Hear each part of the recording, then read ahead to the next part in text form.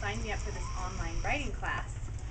So I took this online writing class, and it was in that class I started writing Hush Hush. And I started writing it because every week our teacher would give us writing assignments, you know, to show a scene, you know, show joy, don't tell joy. And on this particular week he said, write a scene showing humiliation, not telling humiliation. And when we got these weekly assignments, I would usually create something fictional and you know, make up my characters and things. But on this particular week, I was struck by the memory of something that happened to me in my own 10th grade biology class. And I'm thinking we must have been studying human reproduction because my teacher asked me in front of the whole class to name characteristics that I would be interested in a mate. And the whole class was laughing, and I sat next to this really cute boy, and he was poking me, and my face was bright red. And I don't really remember much about that day except for, you know, that moment. And so years later, when I was in this writing class, I started writing this scene about this girl who was sitting in her biology class. Her teacher is asking her this same embarrassing question. She's sitting next to a cute boy who later becomes Patch, you know, and he's making fun of her and egging her on. And that scene became 1 chapter, then 2 chapters, then 3 chapters, and then a whole book. And for those of you who've been on my website and, you know, looked up the history, it took me 5 years. So I started submitting the book in 2003, and it wasn't until 2008 that the book sold. And we'll do a little quiz. How many rejection letters do you think Hush Hush received before a publisher decided to take it on? So raise your hand if you think it was 15. Oh, you guys are favoring me. Okay, 25 rejection letters. That's kind of a lot. That's a lot. How about 50 rejection letters? Got a couple 50s here. How about 100? 100 rejection letters. It was actually really close to 100 rejection letters. And I got, you know, I wish I had brought some with me. But people, you know, had a lot of concerns with V. I had a lot of literary agents say, V is incredibly unlikable and obnoxious, and nobody will ever want to read a book with this character in it. And I know there are people who hate V, and there are probably people in this audience who are thinking, yeah, you should have totally not written her in there. But there are a lot of people who love V too, you know, and I'm glad that I didn't rewrite the story, you know, get rid of V just because, you know, literary agents were saying that nobody would read a book with such an obnoxious character. And then I had another agent say that she loved the first 50 pages, but the following 300 pages she had major concerns with. So I'm trying to think of some other classic lines. One British woman said that she didn't like the title. It was a bit weedy. And we found out earlier in school what the definition of weedy is. I guess it means sparse. So, you know, a lot of rejection letters. And then finally in 2008 I found my agent.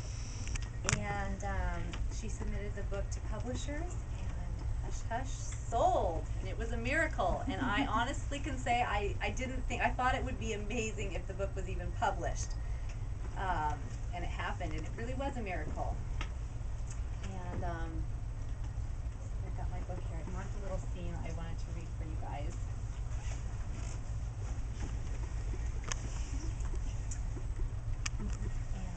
This is one of my favorite scenes in the book. It comes at the beginning, interestingly enough.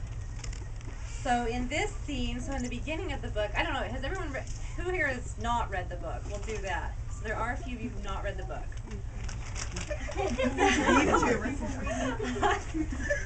So, you know, in the beginning of this book, Patch and Nora are assigned to be biology partners, and they're given an assignment, but they don't complete it in class because they're just, you know, fighting and not getting it done. Now it's the night before the assignment is due, and Nora is trying to decide if she should hunt down Patch and get this assignment done so that she can maintain her perfect grade point average, or if she should just let it go.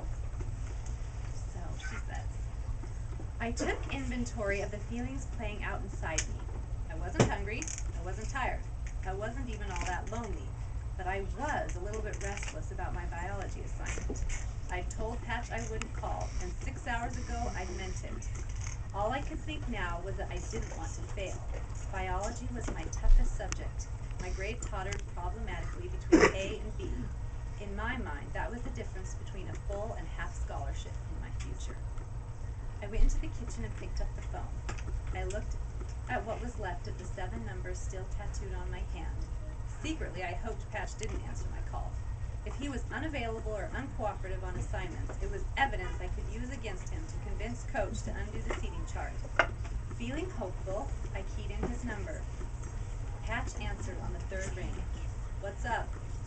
In a matter-of-fact tone, I said, "I'm calling to see if we can meet tonight. I know you said you're busy, but..." "Nora!" Patch said my name like it was the punchline to a joke. "Thought you weren't going to call, ever." I hated that I was eating my words. I hated Patch for rubbing it in. I hated Coach and his deranged assignments. I opened my mouth, hoping something smart would come out. "Well, can we meet or not?" "As it turns out, I can't." "Can't or won't?" "I'm in the middle of a pool game." I heard the smile in his voice. An important pool game. From the background noise I heard on his end, I believed he was telling the truth about the pool game.